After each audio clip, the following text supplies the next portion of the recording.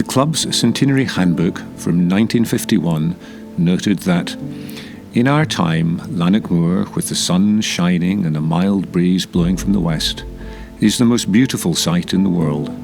This is the opinion of all of our club members, whose minds are in a sound state of health.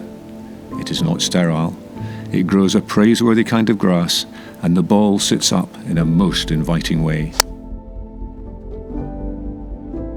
The first annual general meeting of the club was held on the 4th of October, 100 years earlier, in 1851. 21 members were enrolled, and they could anticipate happy days spent on their 6-hole course. Approximately 70 years later, however, J. Arthur Vassey and James Annan separately quoted family traditions to the effect that in the early stages there were only 4 members and 4 holes. The speakers referred to golf on the moor prior to 1851.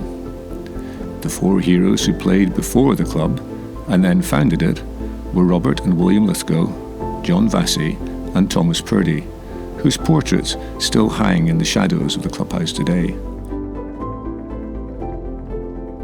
In 1853, the course was shortened to 5 holes. Then 4 years later, it was extended to 10, and it remained at that until 1869, when 3 additional holes were added. But it wasn't until 1897 the full round of 18 holes was played for the first time. Green sites had originally been selected by George Sayers, but the plan was finally arranged by none other than old Tom Morris, who received £3 and 10 shillings for his services. James Braid was later brought in to supervise the construction of several new holes in 1927, which formed the basic layout we play today. The course still has crossings, holes where golfers play over another fairway. Golf courses in the olden days often had these.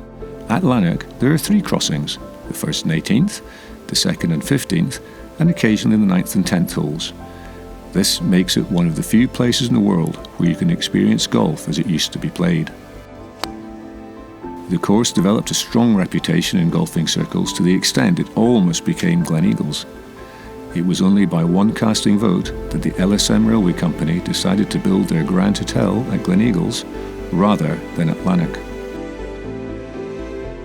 In the modern era, the club has played host to many great amateur competitions, including the Scottish Boys Stroke Play, Scottish Youths, the British Girls and the Girls Home Internationals.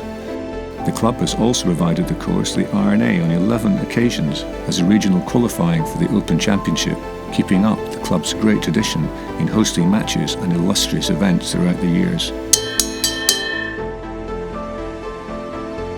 We will end our story for now with some words by John S. Bryce, the club captain of 1951. There are some members of the club with so little sense of propriety that they can stand on the 3rd tee listening to skylark singing. Some even gaze foolishly at the pale blue hills beyond Black Mount. But your true golfer sees only the delightful ridges and the long hollows full of lovely lies, and goes about his business with seemly concentration of collecting material for excited stories told in the clubhouse before a restless audience of scores that should have been.